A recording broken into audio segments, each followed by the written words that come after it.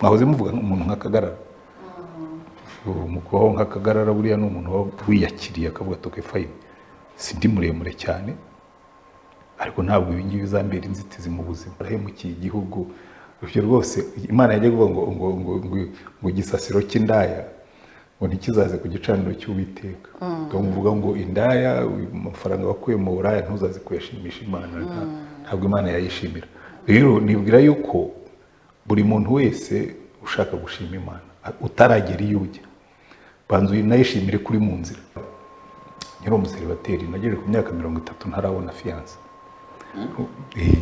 kuri 30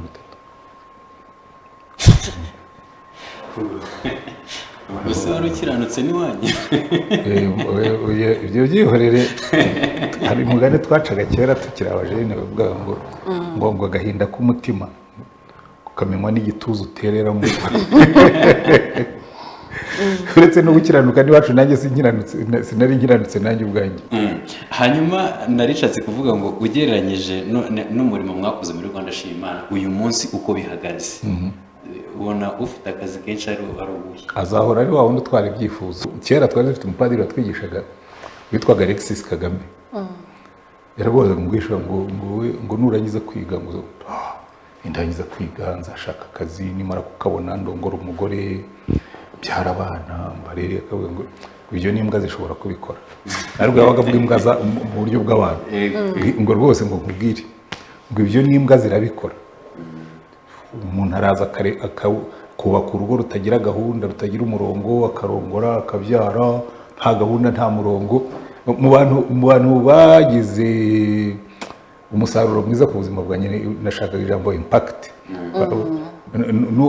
no kwigishwa na Alexis Kagame imyaka 4 byarabikoze kuko iteka ryose yari afite ibintu bibiri yadusunikiragamo kwimenya wowe ubwawe ukintego ziri hejuru namba tugukunda igihugu ari usenga ari n'udasenga bose babyuka bafite ibyifuzo abibuka gushima nibo bake uribuka niba ujya usoma Bibiliya hari abantu baba bembe bari 10 baza kureba Yesu ahubwo ati mujye kwireka umutambyi mukuru mu yandi magambo bivuga ngo we yabohereje nkaho bakize kuko ubundi umuntu yajya kwireka umutambyi mukuru ari uko yakize ariko bari bakirwaye ibibembe kubwo kwizera bageze mu nzira barakira icyenda barikomereza umwe agaruka gushima iteka usanga ari uko imitima y'abantu ikuze abibuka gushima mu gitondo kuko babyutse ari bazima abibuka gushima kuko bazi ko Imana yabo iri bubagenda imbere ikabagirira neza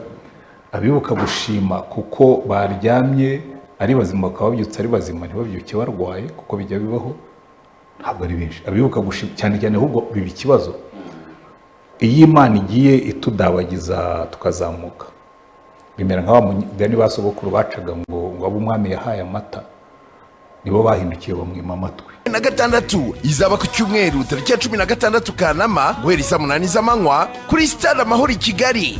Gahunda iteye mu buryo bukurikira: ku cyumweru tariki 9 Kanama hazaba igikorwa cyo gushima Imana mu madini n'amatorero yose hirya no hino mu gihugu. Ku itariki ya 16 Kanama abanyarwanda bazahurira kuri Stade Amahoro mu giterane gikuru cya Rwanda Shima Imana 2026 bashimira Imana ku byiza yakoreye igihugu cyacu n'imiryango yacu.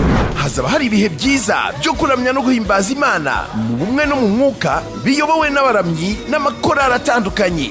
Kwinjira n'ubuntu. Tera inkunga Rwanda Shima Imana 2026 unyuze kuri MTN Momo Code 0525 ku bindi bisobanuro mwahamagara 0788 354 249 cyangwa 0788 317 429.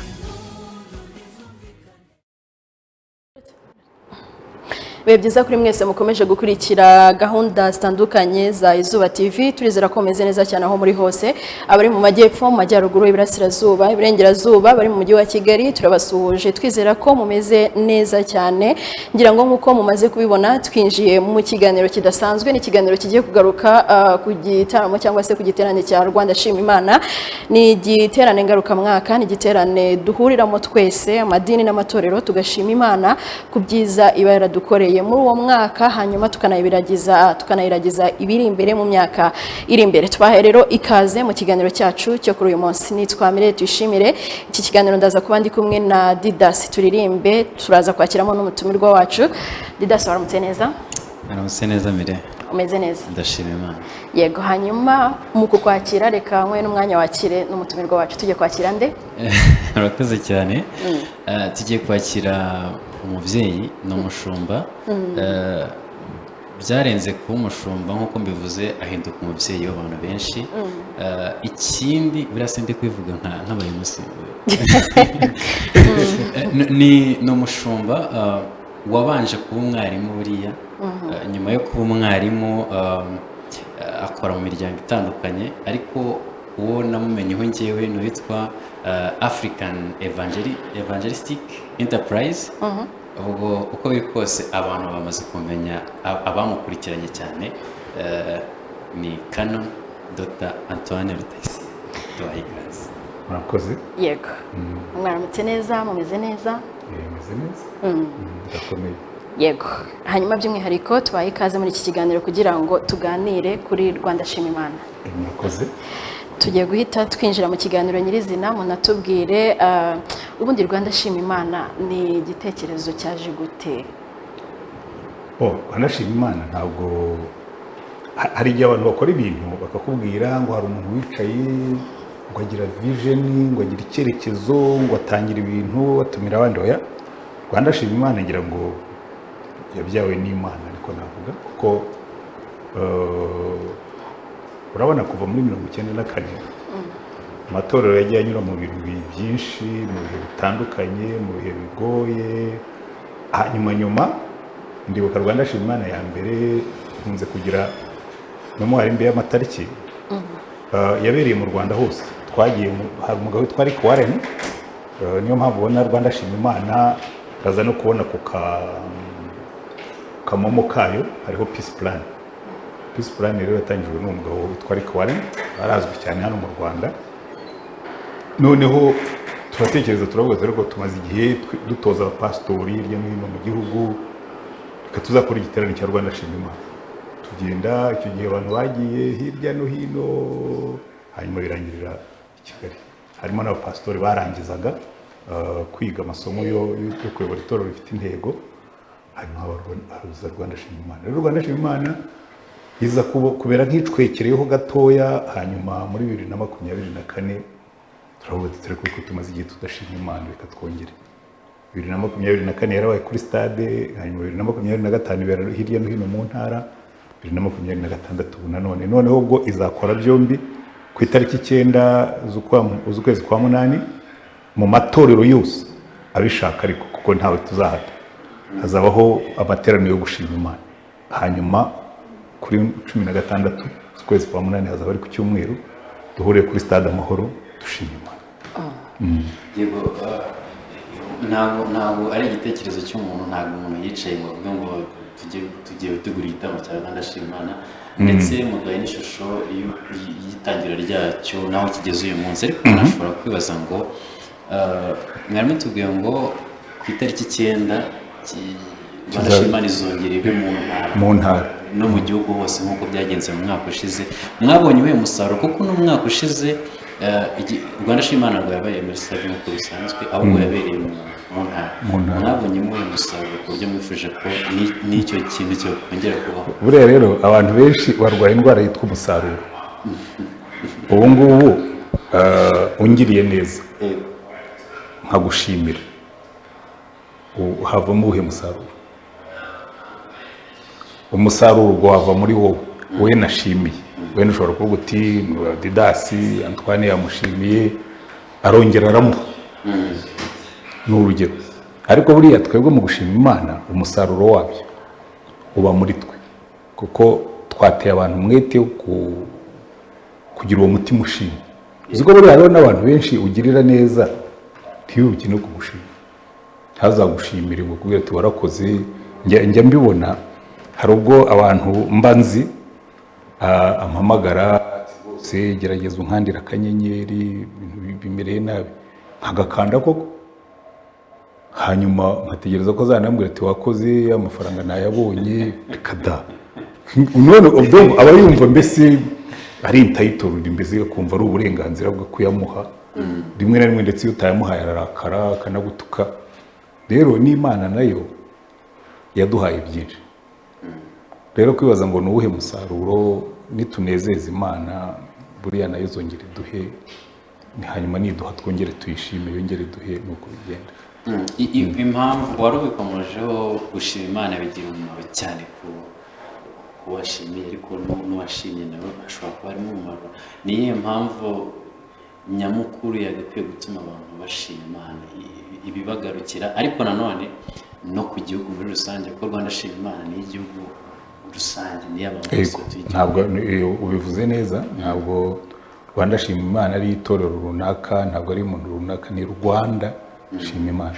Rero dufashe u Rwanda ukareba kuva muri 90, kamere kuri 90, kuko burya kenshi turavuga ngo kuva muri kuri 94, kamere kuri 90, ukareba u Rwanda uko rwabayeho muri imyaka 36, imyaka 4 y'amagorwa menshi, 90 kugeza 94 haba jenoside yakorewe Abatutsi. U Rwanda rwose rurasenyuka pe, rurasenyuka, ariko ibyo bita gusenyuka ku buryo nta n'inzu z'abantu ku giti cyabo zarasenyutse, n'ubuzima bw'abantu burasenyuka, n'amarangamutima yabo arasenyuka, ibintu byose birasenyuka. Noneho niyo waheraho honyine ukageza uno munsi wabibona ko dufite impamvu yo gushima Imana. Buri mwaka tuba dufite ibintu twashimira Imana. Hari imishinga myinshi igihugu kiba gifite, imwe ikarangira agatangira indi, tugashima Imana. Yewe no kubyuka mu gitondo tugasanga turi wazima, dufite umutekano, nta mapfa yateye ngo abanyarwanda basuhuke, nta byorezo byateye ngo abanyarwanda bagume mu rugo nk'uko byigeze kutubaho. Hari impamvu yo gushima Imana.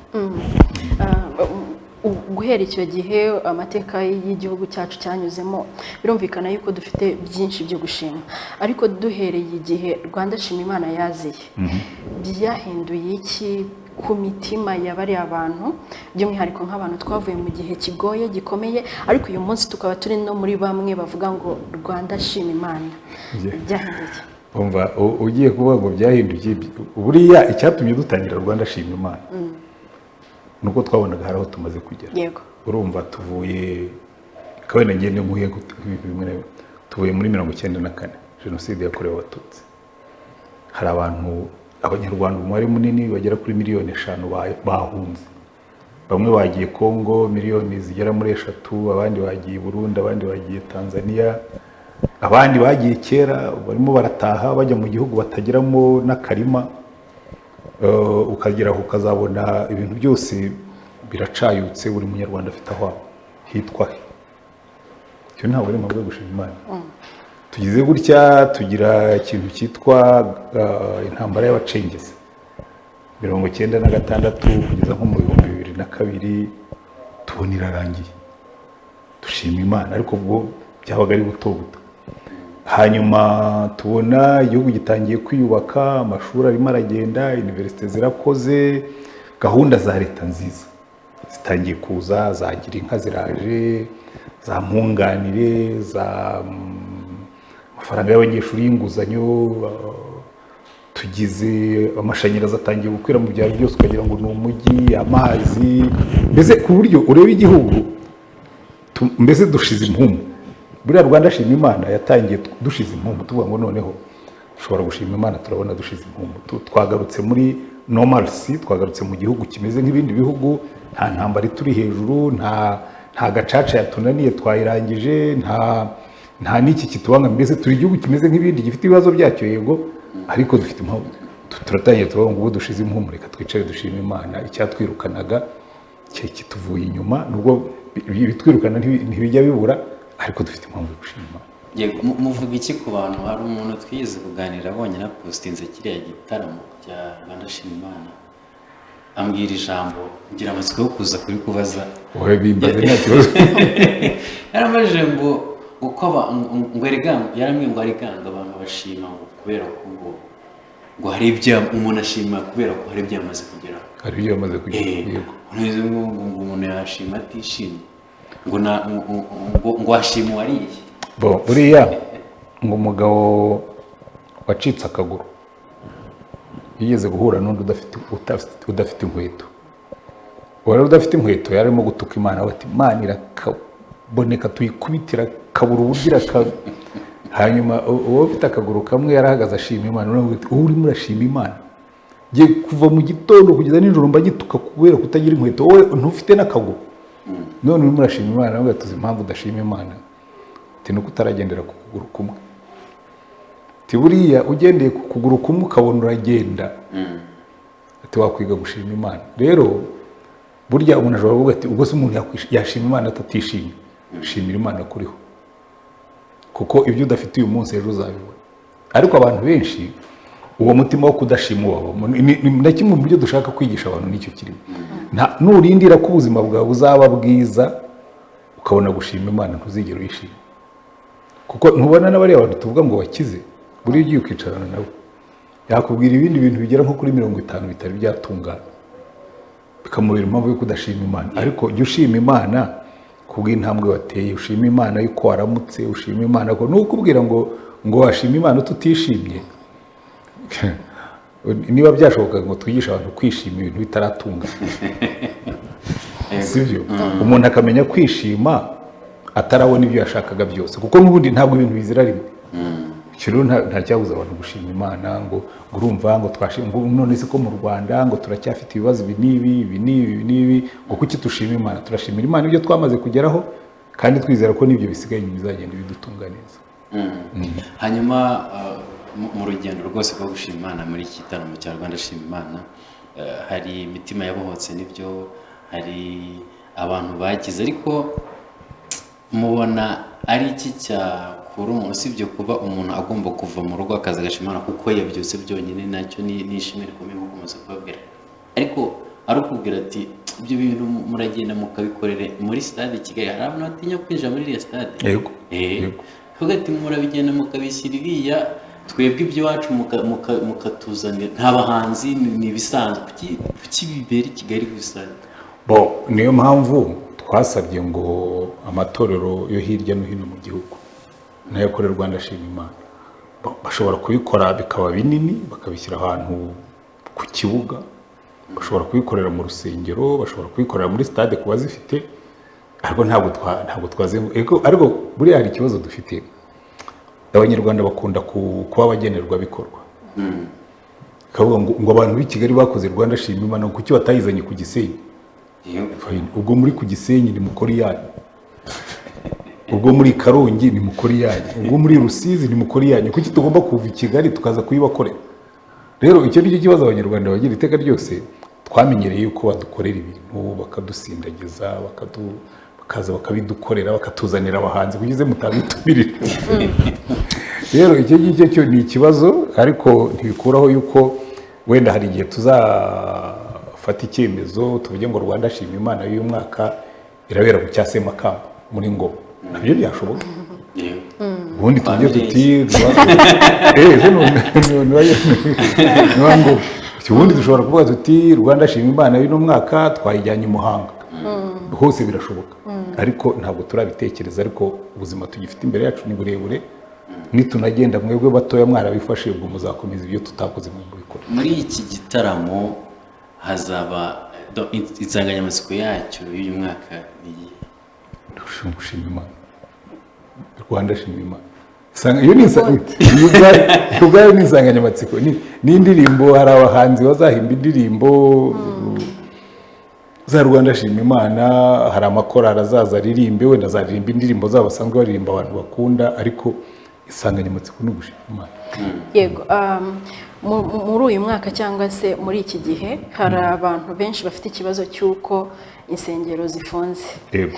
kandi ni ikibazo kigaragara ahantu henshi, kandi niba ari mu ntara bagombye kuba bajya gusengera aho nyine bagaterana bakavuga ngo reka dushime Imana kubera ko biri kubera mu ntara cyangwa se kubera ko uwo munsi ariko byapanzwe. None abo bantu hari uburyo buhari mwateganyije bw'uburyo nabo bazashima Imana, abo badafite ahantu bari buhurire? Urumva ntabwo ibintu byose babikorera rimwe. Kuba insengero zifunze turabyemera, harimo ikibazo ku bantu bamwe na bamwe. Ni na nyinshi. Na nyinshi. Yego. Ariko ntabwo twareka gushima Imana ngo hari insengero zifunze. Yego. N'ubundi nabi Kigali. Stade Amahoro yicaza abantu 45,000 hafi nkaho. Kuri miliyoni hafi n'igice ituye umujyi wa Kigali, ubwo hariho n'abandi n'undi batazaza muri stade. So bivuga ngo nta kintu twabikoraho ngo tubihindure ngo nabo ngabo babona aho bashimira Imana, ariko buri umuntu wabyumvise shatse yazicara mu rugo akavuga ati ariko Mana ngiye reka mushimire, kuko nubwo insengero zifunze n'ubundi ntabwo dushima Imana nk'insengero. Yego. Turashima Imana nk'abanyarwanda. So ubuzima bw'abanyarwanda buriho, ako ni kamwe mu kabazo nizera ko kazakemuka mu minsi iri imbere ku buryo ntabwo ujya tuza gushima Imana. Yego. Urubyiruko mubona rwitabira ibikorwa ku kigero kingana gute? Urubyiruko gushaka gusiga itorero risigira abakiri bato. Wenda ureba ko amashusho ya Rwanda Shima Imana y'ubushize 70% by'abanyarwanda bari munsi y'imyaka 35. Bikubwira ngo nitwuzuza stade ubwo 70% bazaba ari urubyiruko.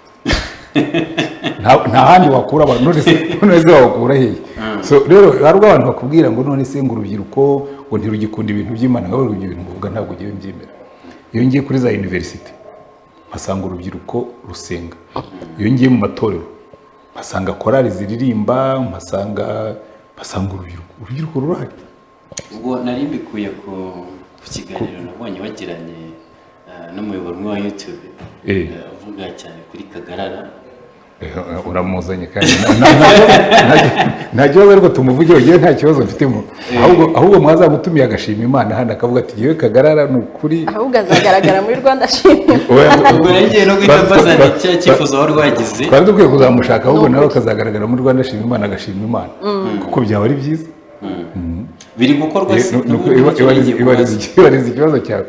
Nagiye kubaza nabonye uvuga ko uri gutega mwifuza. Ntabwo tubyifuza, ntabwo turimo kubiteganya. Reka ngubwize ukuri, umuntu wese ufite success muri kino gihugu tumutumiye muri Rwanda Shima Imana haza abangahe gasigara abangahe? Umuntu wacuruje akunguka, umuntu wiza agatsinda akabona amanota, umuntu waririmbye abantu bakamukunda, nashima Imana aho ari, ariko nibikunda yuko aza mu ruhame nk'uwo munsi hari wenda Kagarara kuko agezweho. Byo yose muri gahunda twapanze ndumva kereka wenda niba mutumira muri iyi minsi wamukura ariko ubundi hariho n'abantu bene bari abantu bakomeye nka Kagarara no kubabona biba bigoye, ariko aramutse rwose aje akavuga ati giye Kagarara muzampa umwanya nshima Imana, ndumva tutawumwima. Cyaba ari ikintu cyiza. Imbogamizi muhura nazo muri ibi bikorwa byo gutegura gahunda ya Rwanda Shima Imana? Imbogamizi ntabwo ari nyinshi, uretse ko nyine iyo utegura igikorwa kingana gitya biravuna, ariko urumva kugira ngo uzabone stade ubwayo ibi byiganirwa n'abantu benshi, hari imipira, hari ibi n'ibi, kugira ngo uzabone stade rimwe na rimwe birakugora, ariko ubu ngubu barayiduhaye. Ariko nayo iyo wayiguhaye ntabwo wayiguhera ubuntu. Gukodesha stade kuko nayo baba bagomba kuzayisana, baba bagomba kuzatunganya ibintu birimo, ugomba kwitangaho amafaranga. Ubwo imbogamizi imwe ishobora kuvuga kubona amafaranga yo gukodesha stade, kugira ngo abantu bangana kuri bazateranire kuri stade hagomba sonorisation, hagomba indangururamajwi, kugira ngo uzazicomekeranye ku buryo abantu bose bumva, nabyo nandi mafaranga. N'abinjira n'abagira gute, hari utuntu twinshi n'ibizakoreshwa muri stade, amazi, amaji, buri kintu cyose. Imbogamizi rero navuga ngo ibamo ya mbere, ariko iyo si imbogamizi, iyo ni ikintu gisanzwe ko nutegura ubukwe hari bije agomba kugira. Ntabwo iyo ngiye ari imbogamizi, kuko nta niyo mbonamo, urebye nta mbogamizi nini mbonamo, kuko buri kintu cyose umuntu akora gishakira amafaranga.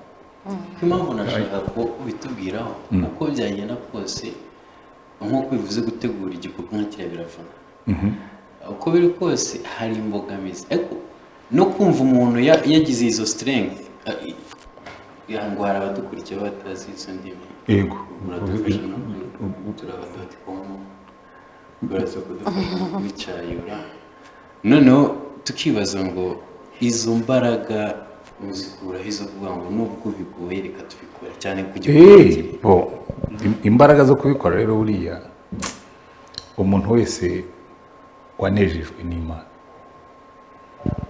icyo ni kimwe sibyo icya kabiri umuntu wese kuko iyo mvuze umuntu wanejejwe n'Imana ubwo mbikuye mu gipastor ko ari igihe umuntu gwera ngo ibi ni ibintu bya pastor ndenda kubwira ko ubundi n'abantu benshi bagira uruhare muri Rwanda Shima Imana ntabwo ari abapastor nk'uwari coordinator wa Rwanda Shima Imana 2024 ntabwo yari pastor yari senator ambassador Charles Murigande ariko yagikoordinatingaga umukristo ariko kubera ko ubu ngubu yasubiye mu mirimo ntabwo yasubira gukoordinating ibiterane ko nta mwanya yabibonera ariko muri abo babikora umubare munini w'abakora ibi bikorwa ni abakristo bashima Imana ko wazi icyo Imana yabakoreye rero imbogamizi z'abantu cyangwa waba ugiye ku mbogamizi y'ubushake imbogamizi y'ubushake ko nayo ni imbogamizi buryo ikomeye burya ikintu cyose bajya bavuga ngo iyo ushaka kugira ikintu ugeraho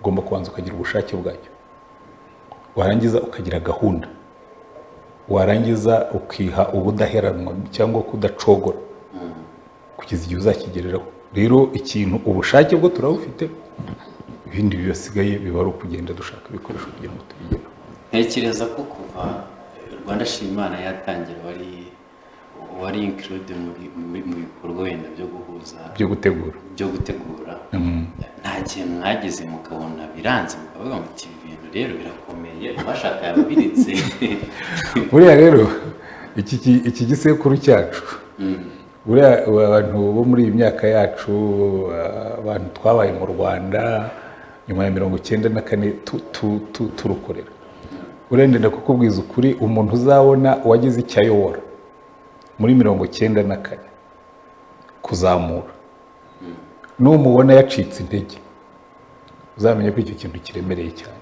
Rwanda Shima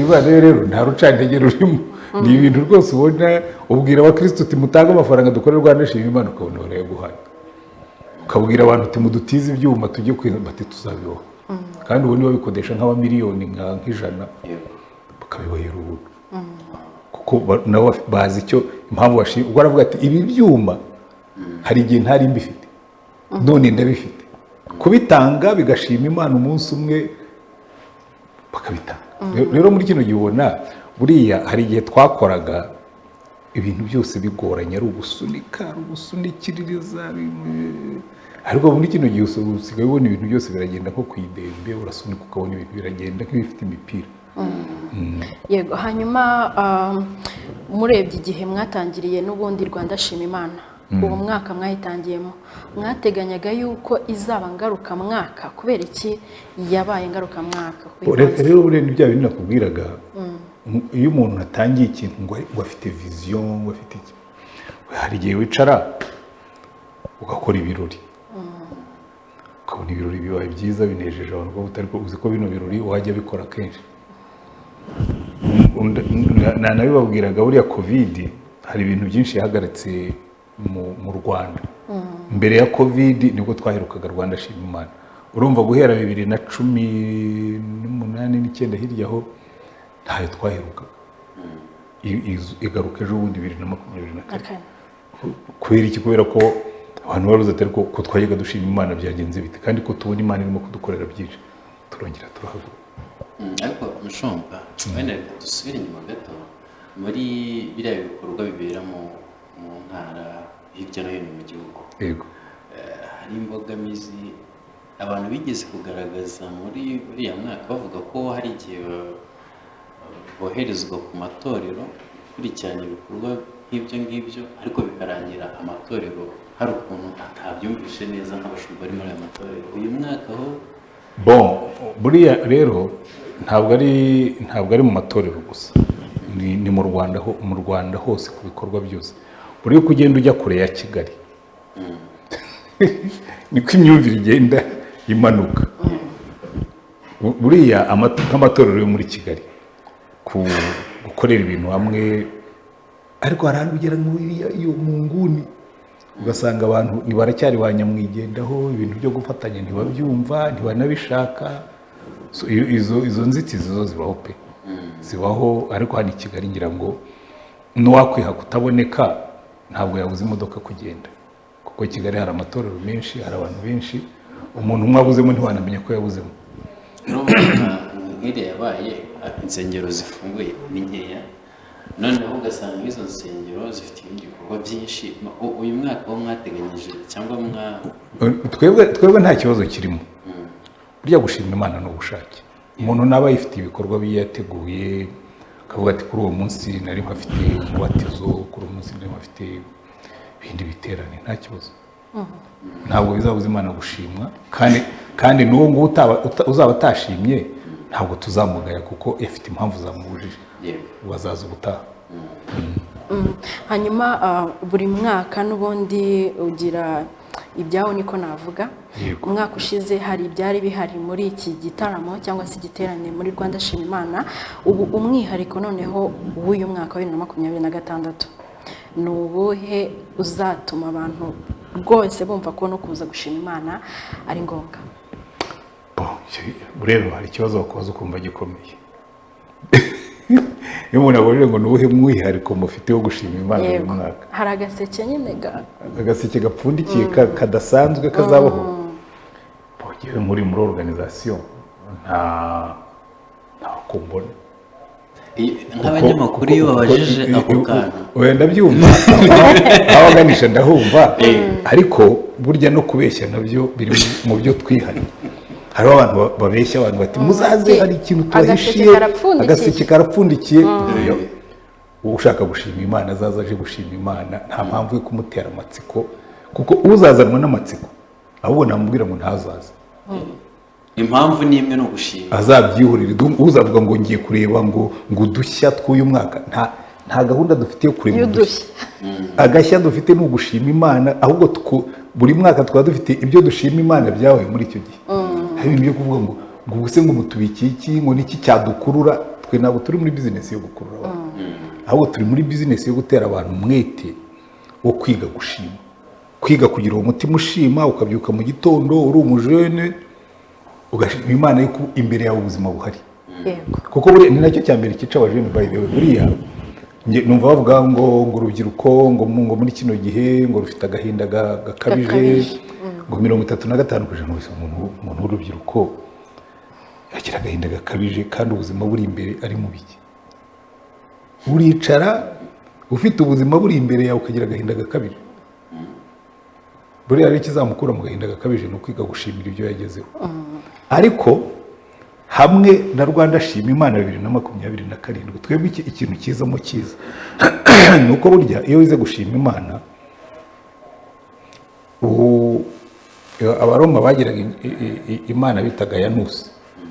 Yanusi yagiraga imitwe ibiri, niyo mpamvu buryo ukwezi kwa mbere kwita January ni ukwezi kwa Yanusi.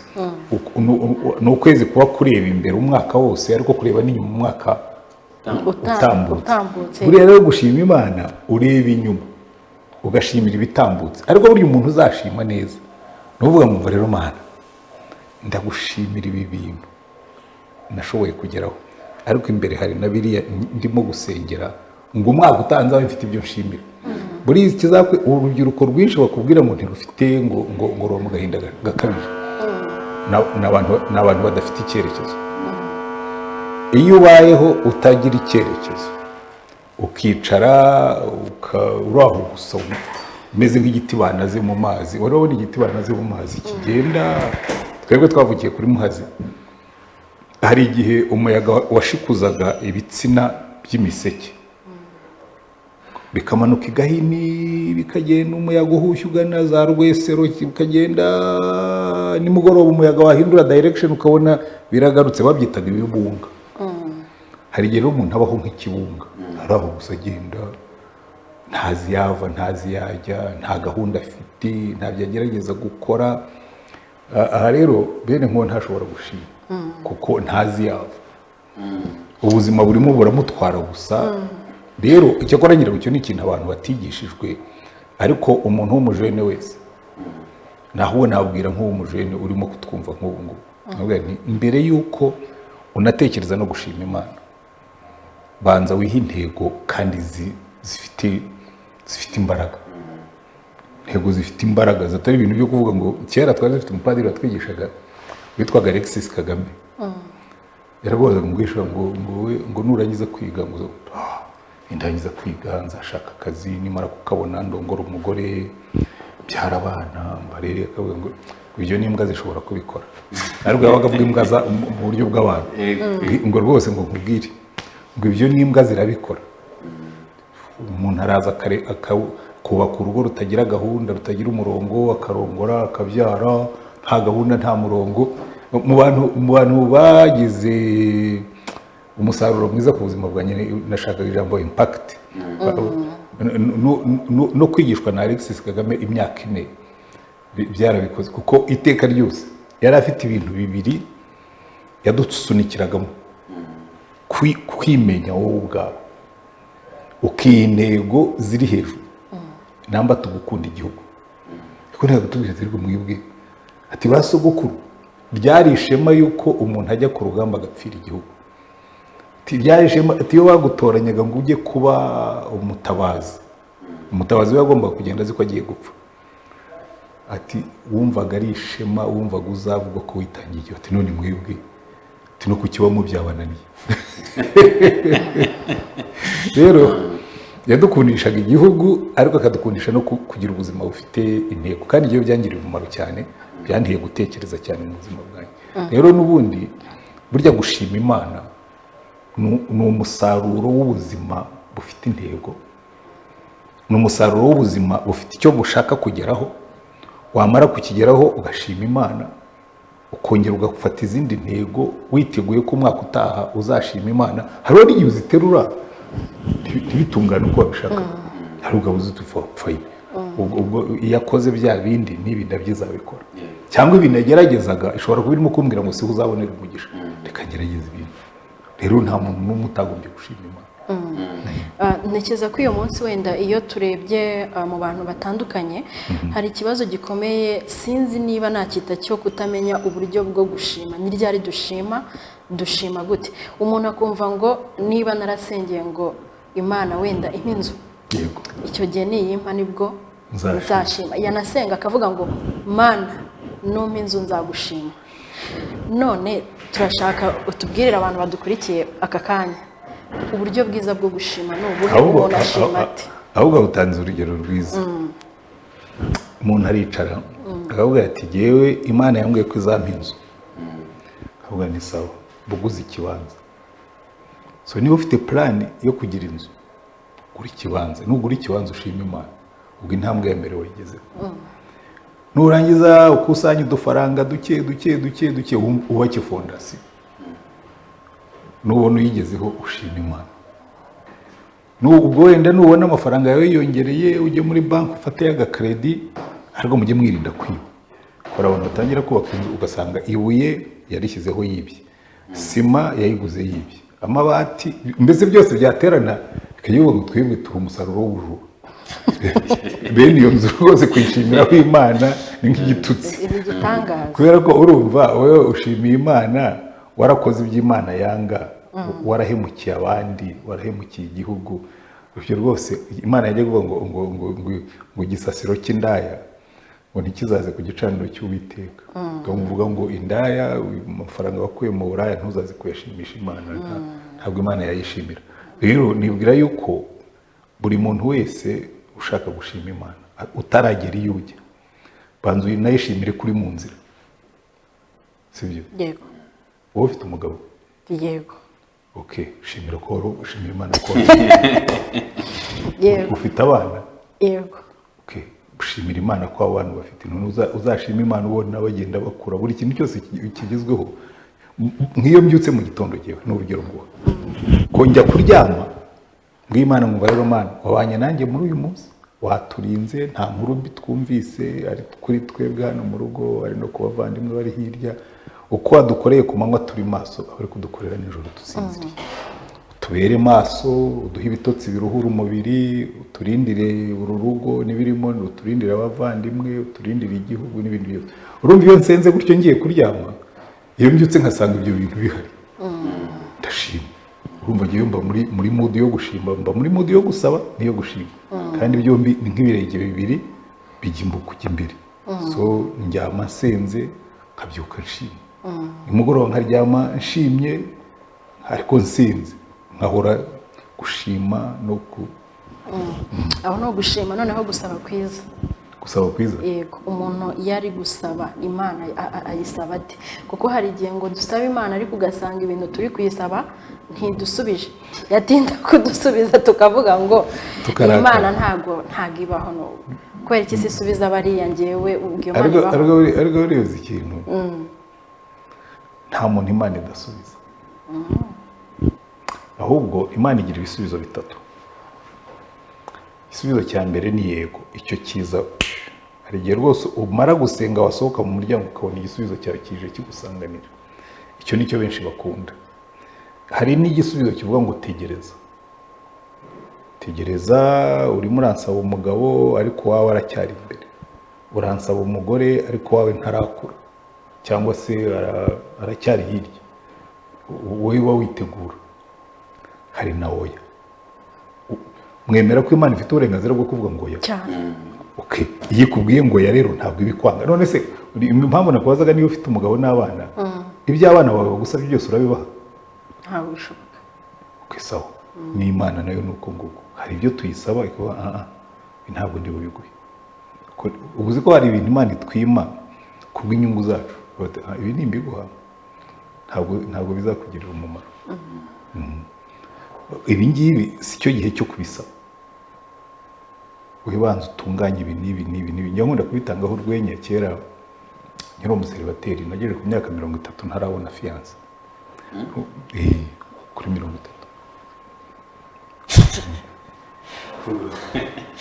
Ese wari ukiranutse n'iwanyu? Ibyo byihorere.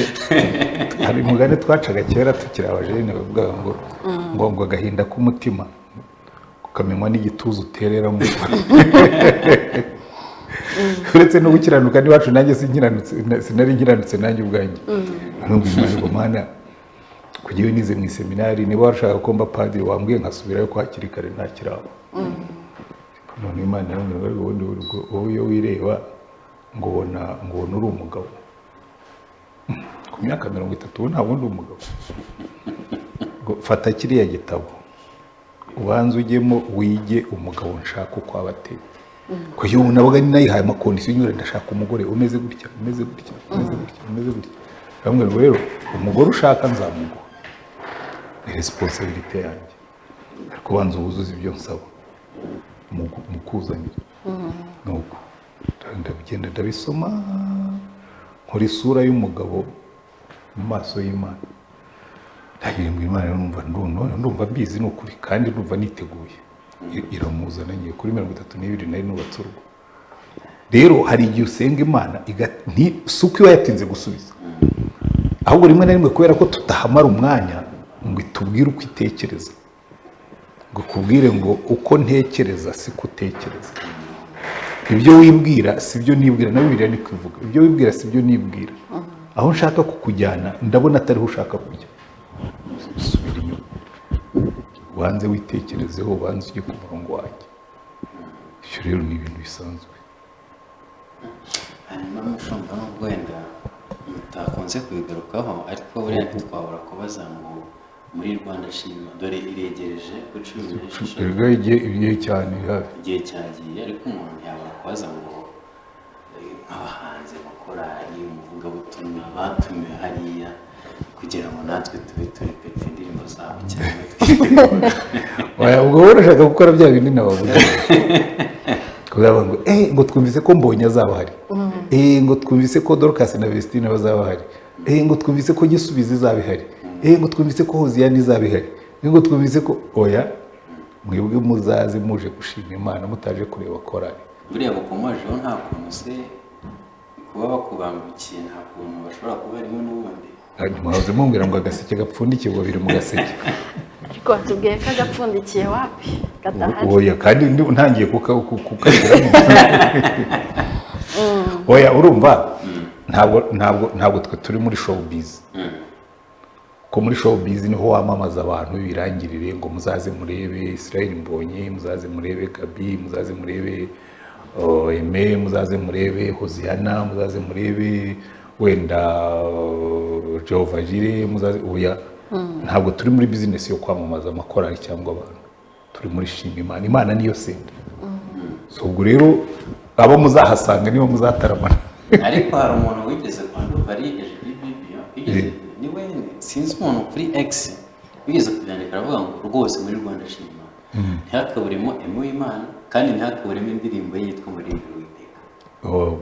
Ubwo izo ni izasabwe ni mu byandika bavuga ngo indirimbo ya Aime Muririmbyi w'Uwiteka tuzashyiraho biba bishaka ababyandika ari benshi.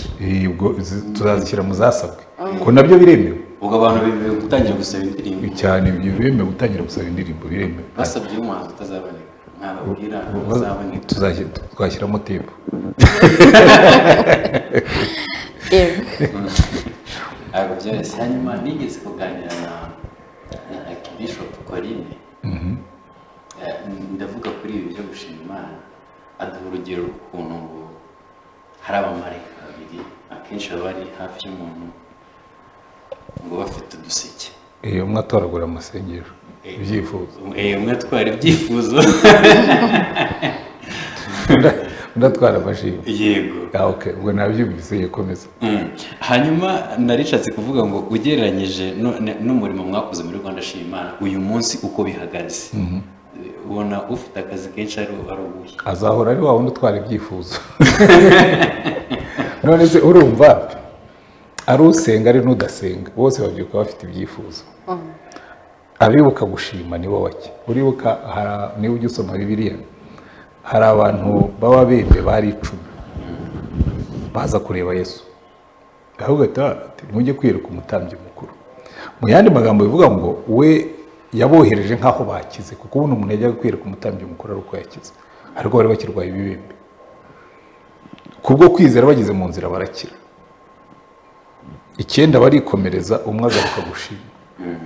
Iteka usanga ari uko imitima y'abantu ikuze.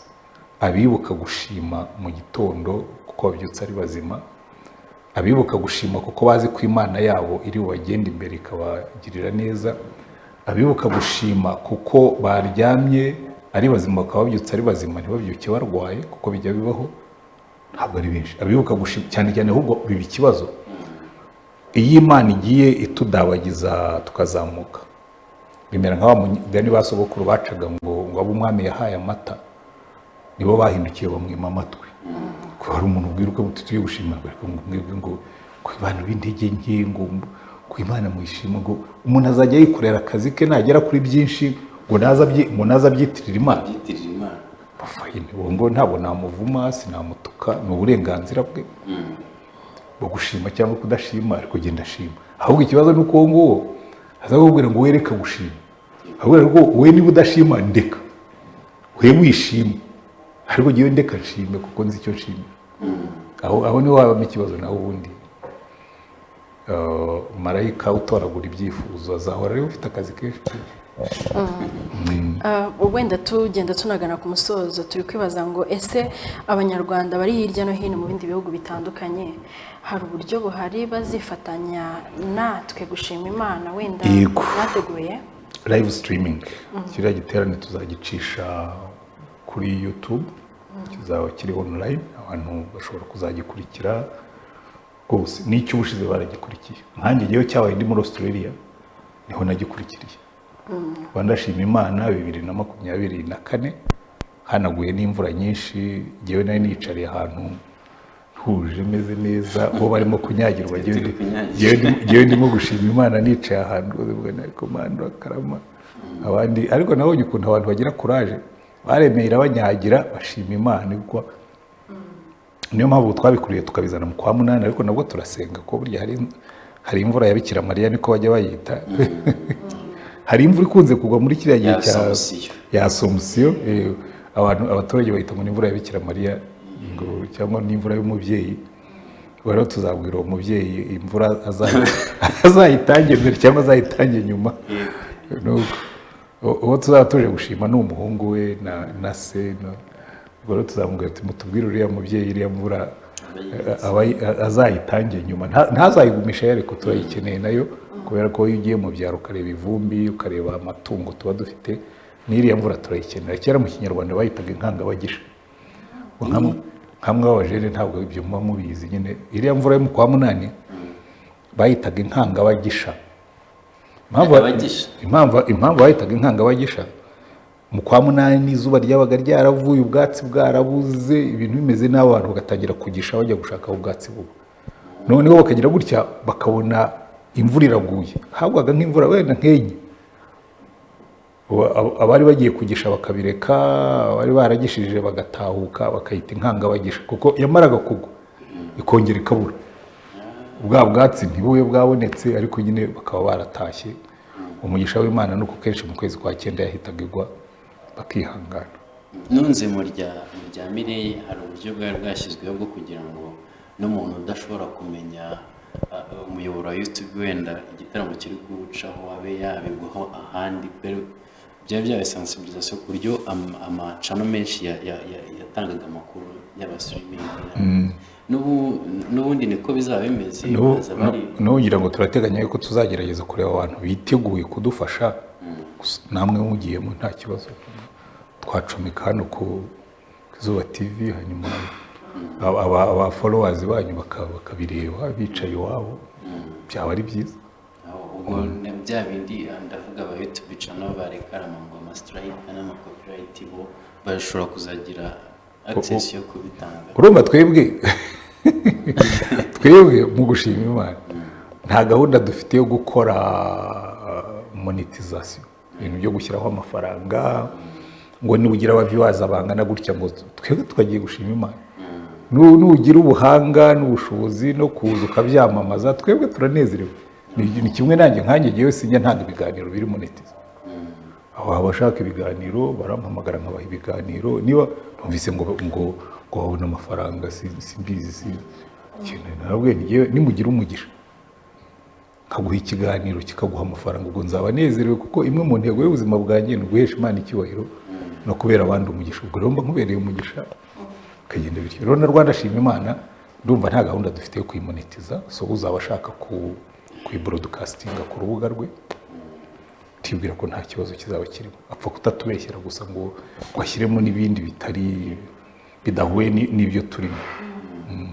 Yego, hanyuma twabonye hari n'uburyo bwo gutera inkunga iki gitaramo, cyane ko gisaba n'ibindi bintu byinshi. Ahubwo hitufata iyo telefone ukanda akanyenyeri. Ahubwo ubwo buryo nyine n'ubu turaza ngira ngo niba batarayibahaye twabaha momo code igiterane hari na account, ahubwo iyo mba nabimenye mba nabizanye ariko ndabona iriho momo code ngiriya 05225669. ubwo mwakoresha iriya hazamo peace plan, kuko agize neza uyishyizeho, kuko ubwo aranduhuye. Peace plan ni uyu muryango watangiye n'ubundi buriya mu Rwanda kugira ngo ukore ikintu ugomba kuba ufite ukitirirwa, kugira ngo abantu batazajya batera akajagari. Twebwe rero coverage yacyo ntabwo ari itorero runaka, ni peace plan. Peace plan niyo yatangiranye n'icyo gihe cyaba, ariko hari n'itorero rifite intego bakora peace plan. Ubu rero dukorera munsi ya peace plan mu buryo bwo rero n'ushyiramo ukabona handitsemo peace plan, umenye yuko utibeshye ni peace plan. Tuzongera kumubona ryari muri ibi bikorwa? Ari isaziye ntabwo akigenda cyane, muzajya mutubona. Ubundi bihagije muzajya mubona, ariko nanjye umunsi nagiye bazakubona cyane. Ugerageze kandi ubasanga na Mireille adakijijwe. Ufite Yesu muzima wuzuye na Didas. Okay, sawa, rero mwebwe muzamuke, hanyuma twe nituvamo muzahite mufata ibirindiro. yego hanyuma rero tugana ku musozo n'ubundi mugire ubutumwa bugenera abantu badukurikiye yaba ugendanye na Banshimimana hanyuma no ku bigendanye n'uburyo bwiza bwo kubaho mu mahoro bafite amahoro mu mutima abantu benshi bavuze ariko muna kujya mu bisazi reka muratubwire hari gukorwa iki kugira ngo nyine mwebwe ni mubyina muri kugenda abandi bazafate ibyo mwasize ubu nta mpagarara dufite nta mpangayiko ko ubu ugiye ukareba muri komite ikora ibi ngibi abapasitori barimo kwiruka hirya no hino abavugabutumwa aba organizers ntawungana nanjye urimo yewe na coordinator w'igiterane Pasteur Isayi wa ADEPR ntabwo tungana umwungirije deputy we Mignone Kabera ntabwo tungana bariya bose n'abajeni so igihe bazajya kugira imyaka 69 nk'iyanjye ubwo namwe muzaba mwakuze muteka ingoba burya ibisekuru bigenda bihererekanya bakaza uzi ko bariya benshi nari mbazi kuri university abajeni igihe ndi mukuru ndaho nguruka mu kirere none muri kino gihe turagurukana yego ariko nibo ba driving igikorwa hanyuma gihe nimara kuvamo nigira iwacu mu ijuru aho ndimo kujya bizakomeza murumva atari byo hanyuma rero ikibazo bari wabajije cyo gushima Imana no kugira tuzo kugira amahoro Bibiri bivuga neza biravuga ngo niba ushaka amahoro yashakishe gukora ibyiza n'ibyo gukiranuka ahandi Bibiri kavuga ngo nta mahoro y'umunyabyaha ni kuwiteka avuga iyo uvuye mu byaha bitatu bya kane by'amahoro make biragenda warangiza ukinjira noneho mu kintu cyo kuvuga ngo kuko hari ubwo abantu bagarukirizaho bavuga ngo ugiye narakirijwe buryo ushaka amahoro hari amahoro duhabwa kuko dufite umutima ugumyamo ariko hariho n'amahoro duhabwa nuko dutekanye dufite buriya Bibiri ivuze ijambo shalom ikubiyemo kuba ufite ibyo urya ufite ibyo wambara ufite umutekano hanze nta ntambara ikuriho ufite umutekano w'umutima udahora ubunze umutima wo kubita hirya no hino rero ushaka kugira amahoro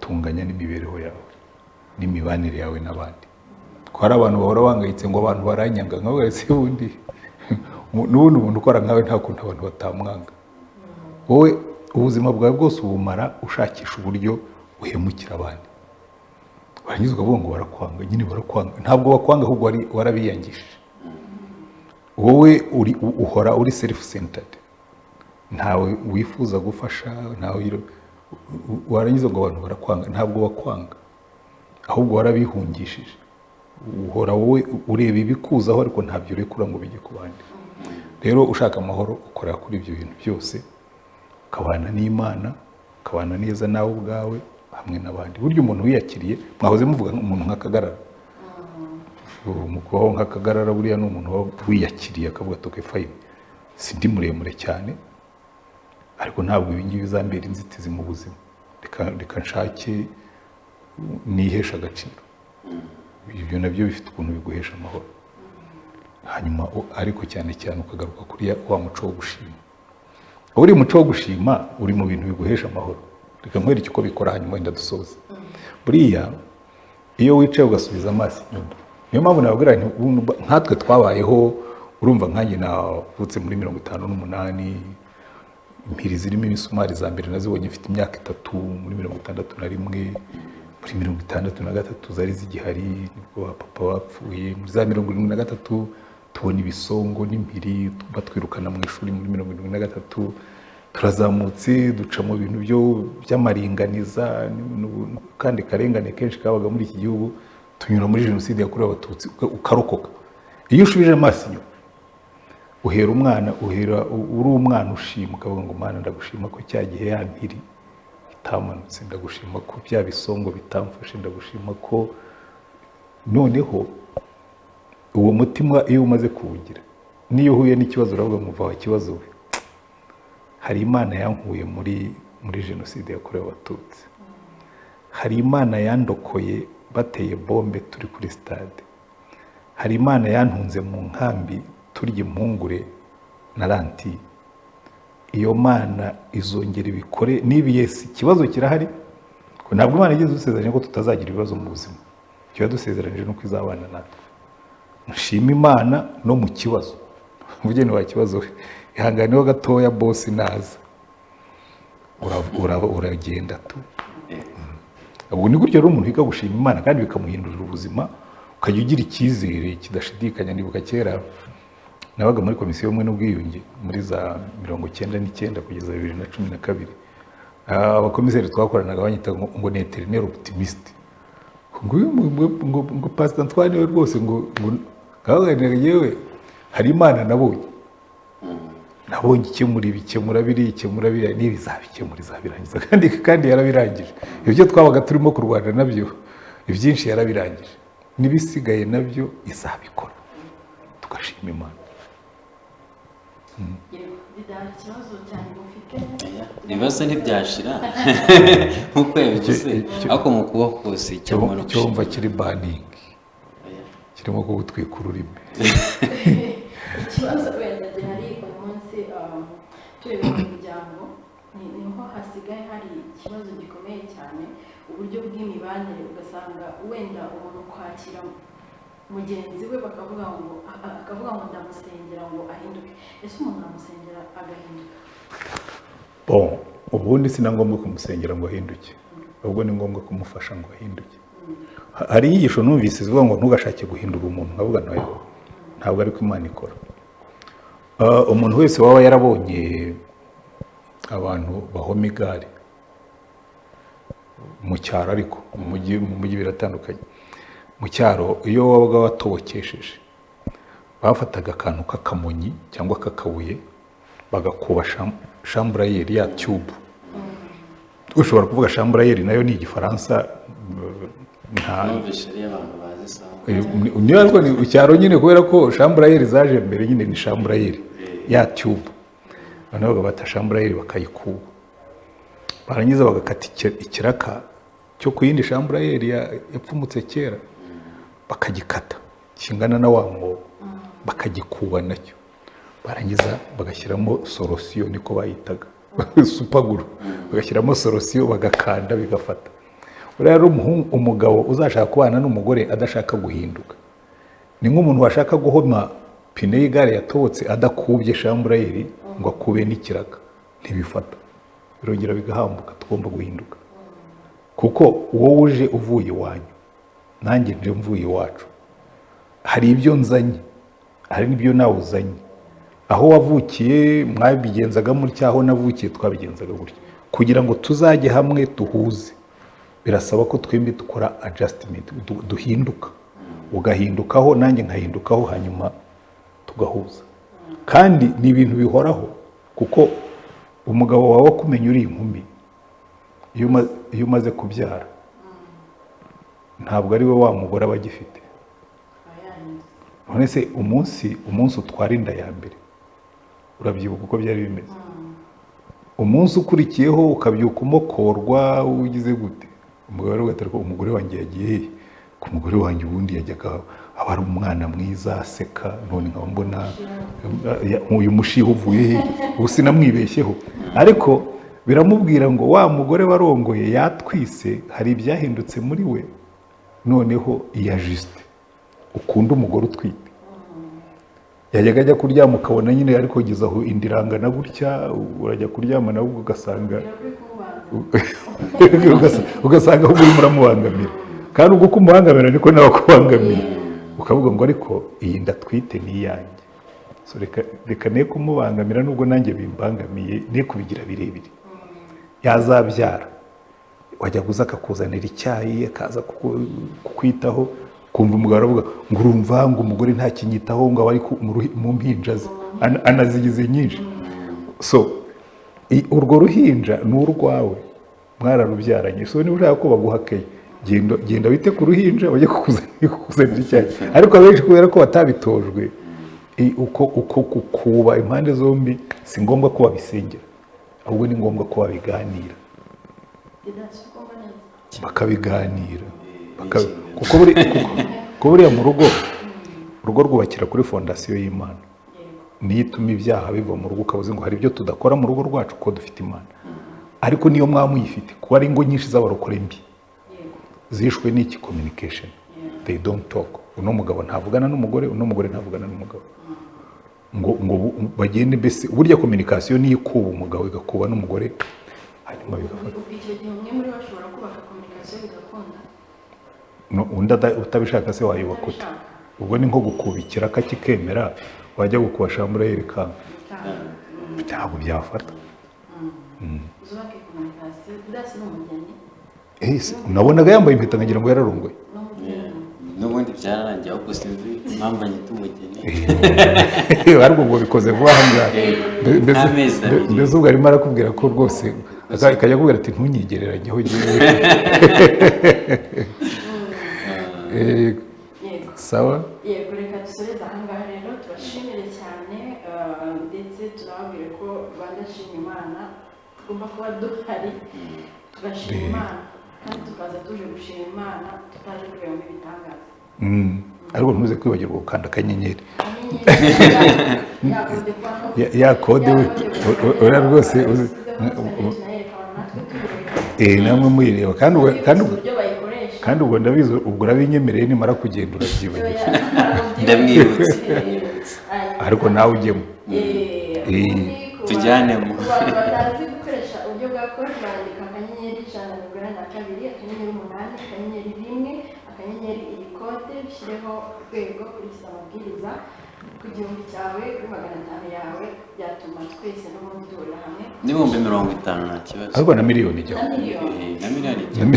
Hari ijyaho kuri kode cyane ko ubu ngubu bisigaye byaroroshye, ahubwo muri iyi kashi ni kashi byose bijyamo amafaranga bagakata 20. iyo ntabwo yakata kuri kode. Kuri kode ntago bakata. Kode ntago bakata. Muri kino gihe sinzi ibyo badakata, ariko oya kode ntago bakata. Kode ntago bakata. Ni wohereza miliyoni nta mafaranga baragukata. Ntayo we bagukata. Ibihumbi 100. Aya ariyo yose kode ntago. Kuri kode ntibakata. Ntago bakata. Icyangombwa nuko musunika. Yego. Sawa, mwakoze cyane rero. Yego, mwakoze namwe turabashimiye. Ibindi Yego, mwakoze cyane namwe mwari mudukurikiye, mukomeze kugira ibihe byiza munogerwa n'abantu batandukanye. Izuba TV yabateguriye, tubibutsa ko tuzahurira hariya muri Rwanda Shima Imana. Ubuyobozi bwa Rwanda Shima Imana buramenyesha abanyarwanda bose ko Rwanda Shima Imana 2026 izaba ku cyumweru tariki ya 16 Kanama guhera saa 8 z'amanywa kuri Stade Amahoro i Kigali. Gahunda iteye mu buryo bukurikira: ku cyumweru tariki 9 Kanama hazaba igikorwa cyo gushima Imana mu madini n'amatorero yose hirya no hino mu gihugu. Ku itariki ya 16 Kanama abanyarwanda bazahurira kuri Stade Amahoro mu giterane gikuru cya Rwanda Shima Imana 2026 bashimira Imana ku byiza yakoreye igihugu cyacu n'imiryango yacu. Hazaba hari ibihe byiza byo kuramya no guhimbaza Imana mu bumwe no mu mwuka, biyobowe n'abaramyi n'amakorali atandukanye. Kwinjira n'ubuntu. Tera inkunga Rwanda Shima Imana 2026 unyuze kuri MTN Momo Code 0525 Ku bindi bisobanuro mwahamagara 0788 354 249 cyangwa 0788 317 429.